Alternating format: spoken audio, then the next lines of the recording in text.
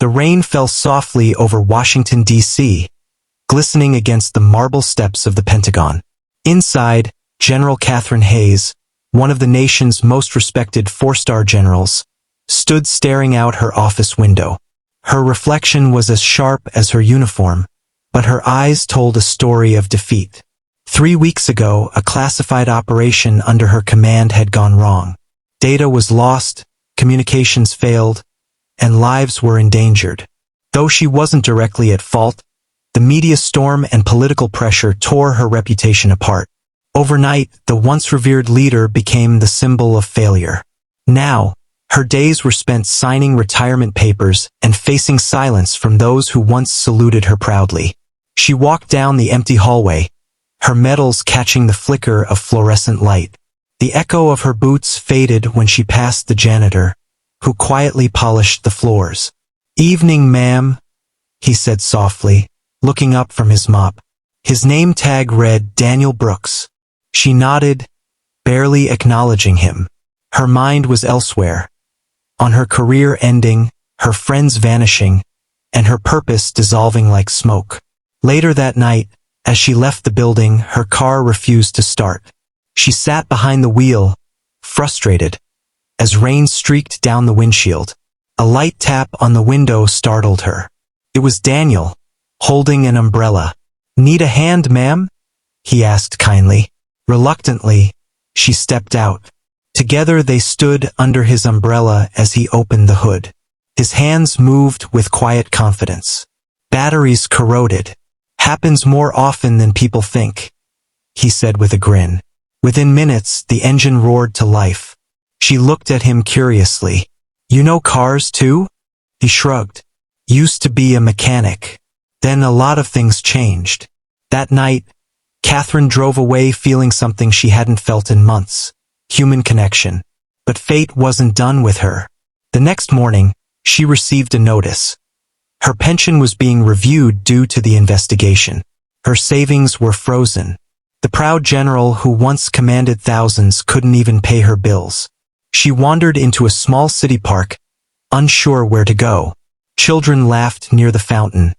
The scent of blooming cherry blossoms hung in the air. She sat on a bench, eyes heavy with defeat. Moments later, she saw Daniel again. This time with a little girl, maybe 8 years old, wearing a pink jacket and holding a paper airplane. "General Hayes," he said, surprised. "Didn't expect to see you here." Katherine forced a smile. "Neither did I." "This is my daughter, Emma," Daniel said. "We come here every weekend. Helps clear our heads." Emma grinned and offered her paper airplane. "Want to try?" Katherine hesitated, then threw it. The airplane soared higher than she expected, landing near the fountain. For the first time in a long while, she laughed. Daniel smiled softly. "Told you. Sometimes all you need is a little air and a little faith." She looked at him, the janitor who fixed her car and shared his umbrella. There was something different about him, a quiet strength she couldn't explain. And in that moment, her broken world began to shift. Days passed. Katherine found herself visiting the park more often. Daniel always seemed to be there, gentle, patient, and carrying an old thermos of coffee. They'd talk about life, choices, and how people rebuild after falling apart. One afternoon, Daniel confided, "I used to work in tech, design security systems for the military. But after my wife passed, I couldn't keep up. I needed a job that let me be home for Emma. So I took the janitor position."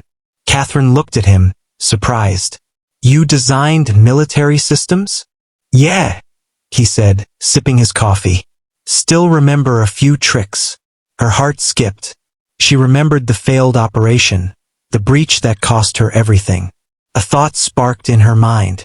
"Daniel," she said slowly, "I want to show you something."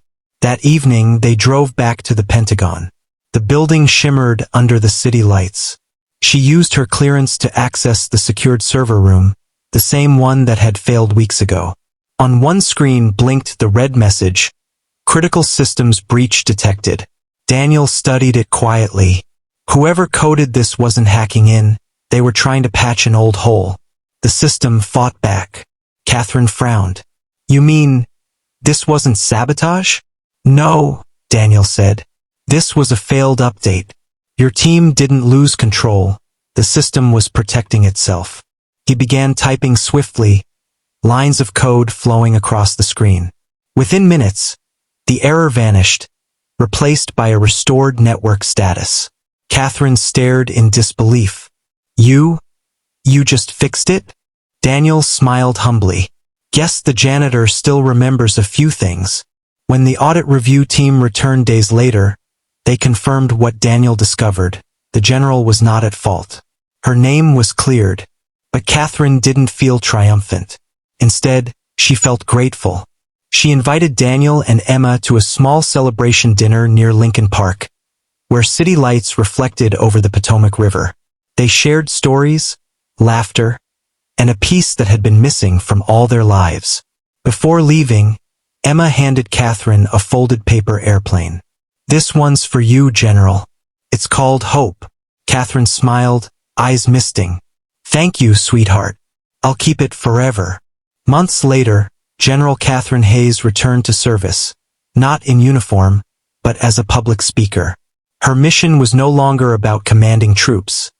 It was about teaching resilience, kindness, and redemption. In one of her first speeches at Georgetown University, she shared her story not of war but of humility. I was saved, she told the audience, not by rank or power, but by a man who swept the floors, a single father who reminded me that leadership isn't about titles. It's about humanity. Daniel sat in the front row, Emma on his lap, beaming with pride. After the speech, reporters swarmed her, asking if she'd ever return to active duty. Catherine smiled. My duty is here now, helping people find their way back when they've lost everything.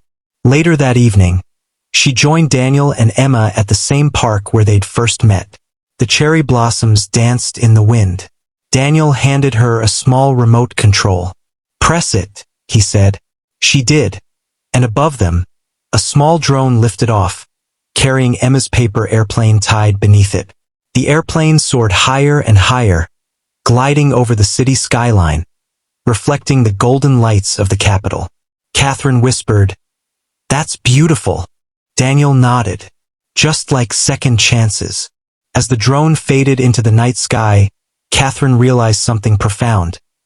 Life has a way of breaking you, only so you can discover what truly matters. And sometimes the people who seem the smallest are the ones who save you the most. Dear viewers, if this story touched your heart, please take a moment to comment your thoughts below. Tell us, what does kindness mean to you? Don't forget to share this story with your friends and loved ones, and subscribe to our channel Kindness Quest for more true, inspiring stories of humanity, hope, and second chances. Because sometimes, one small act of kindness can change a life forever.